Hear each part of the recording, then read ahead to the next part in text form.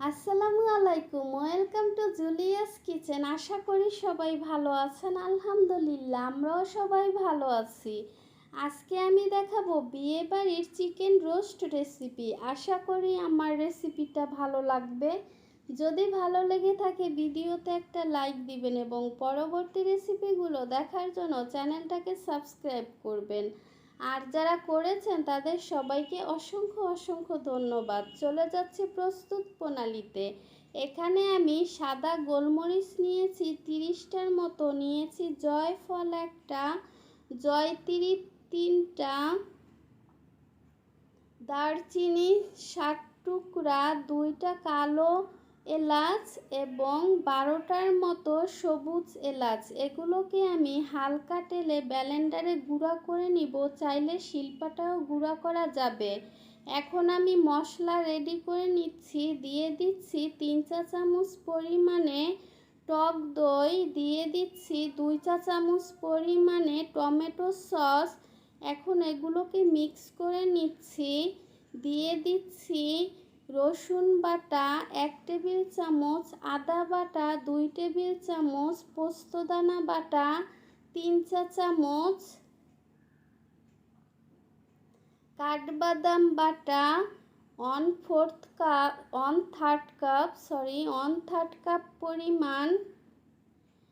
দিয়ে দিচ্ছি পেঁয়াজ বাটা 1/3 কাপ পরিমাণ। দিয়ে দিচ্ছি মরিচ 1 চা চামচ পরিমাণ, লাল মরিচ গুঁড়া। দিয়ে দিচ্ছি ধনিয়া গুঁড়া 1 চা চামচ, জিরা গুঁড়া 1 চা চামচ এবং তেলে রেখেছিলাম আমি যেই মশলা সেটা গুঁড়া করে 1/2 চা চামচ দিয়েছি। পরবর্তীতে আমি আরও 1/2 চা চামচ দিব। মশলা রেডি। এখানে নিয়েছি আমি পাউডার মিল্ক। এটাকে আমি 2 কাপ পানি দিয়ে গুলে রেখে দিব পরবর্তী কাজের জন্য। এখানে আমি চিকেন নিয়েছি, এটা দেশি চিকেন। আপনারা চাইলে যে কোনো মুরগি দিয়েই এই রোস্টটা করতে পারবেন। দিয়ে দিচ্ছি লবণ। এখানে আমি 2টা মুরগিকে 8 পিস করে নিয়েছি। আপনারা চাইলে এর থেকে ছোট মুরগি বা ফার্মের মুরগি দিয়েও এটা করতে পারেন। ভালো করে লবণটা মেখে আমি এটাকে 10 মিনিট রেস্টে রেখে দিব। 10 মিনিটের বেশি রাখা যাবে না, তাহলে পানি বের হয়ে যাবে। এখানে আমি প্যানে দিয়েছি রান্নার তেল 1 কাপ, দিয়ে দিচ্ছি পেঁয়াজ কুচি 1 কাপ। এই পেঁয়াজ দিয়ে আমি বেরেস্তা তৈরি করে নিব। পেঁয়াজ বেরেস্তা হয়ে গিয়েছে। এখন আমি চুলার জালটা বন্ধ করে দিয়েছি, কারণ উঠাতে নয়তো আরও বেশি ভাজা হয়ে যাবে। বেশি ভাজা হয়ে গেলে এটা তিতা হয়ে যাবে। ওই তেলের মধ্যেই আমি দিয়ে দিচ্ছি 2 চা চামচ পরিমাণে ঘি। এখন আমি চিকেনগুলোকে হালকা একটু ভেজে নিব। এটাকে হাই হিটে ভেজে নিতে হবে, নয়তো শক্ত হয়ে যাবে। খুব বেশি ভাজবো না, যখন এর কালারটা চেঞ্জ হয়ে যাবে তখনই উঠিয়ে ফেলবো।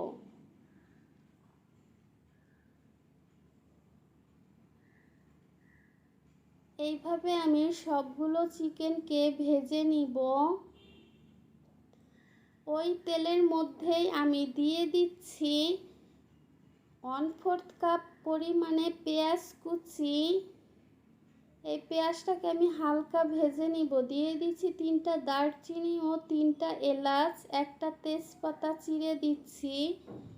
এলাচের একটু মুখটা চিড়ে দিবেন, তাহলে ফ্লেভারটা ভালো আসবে। দিয়ে দিচ্ছি মিক্স করে রাখা মশলা। এই মশলাটাকে যত বেশি কষাবেন রোস্টটা তত বেশি মজা হবে। এটাকে নাড়াচাড়ার উপরেই রাখতে হবে, নয়তো পুড়ে যেতে পারে। দিয়ে দিচ্ছি সামান্য লবণ। যেহেতু আমি চিকেনে আগেই লবণ দিয়েছি, তাই এখানে একটু কমেই দিলাম। লবণটা পরে চেক করে দিবেন, কারণ রোস্টে বেশি লবণ হলে ভালো লাগে না। আমার প্যানটা একটু মোটা আছে, যাদের প্যান পাতলা তারা রুটি ভাজার যে তাওয়া সেটা নিচে দিয়ে নিতে পারেন। দিয়ে দিচ্ছি সামান্য ফুড কালার, চাইলে জর্দার রঙও দিতে পারেন, এটা অপশনাল, এটা জাস্ট দেখতে একটু সুন্দর দেখাবে সেজন্য দেওয়া। এটায় টেস্টের কোনো বাড়ানো কমানো এমন কোনো সিস্টেম নাই, জাস্ট দেখতে ভালো দেখায় সেজন্য দেওয়া। ভালো করে নেড়ে চেড়ে মশলাটাকে চিকেনে লাগিয়ে দিতে হবে। ঢেকে রান্না করব 5 মিনিট। ফিরে আসছি 5 মিনিট পরে। খেয়াল রাখবেন যেন এটা লেগে না যায়, যেহেতু এখানে আমি পানি এখনো দেইনি। ভালো করে কষিয়ে আমি এর মধ্যে দিয়ে দিচ্ছি সেই যে গুঁড়া দুধ গুলে রেখেছিলাম সেটা।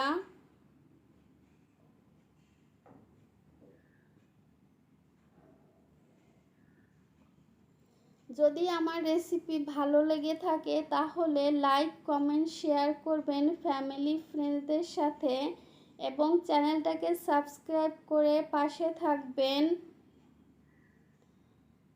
এখন আমি এটাকে ঢেকে রেখে দিব।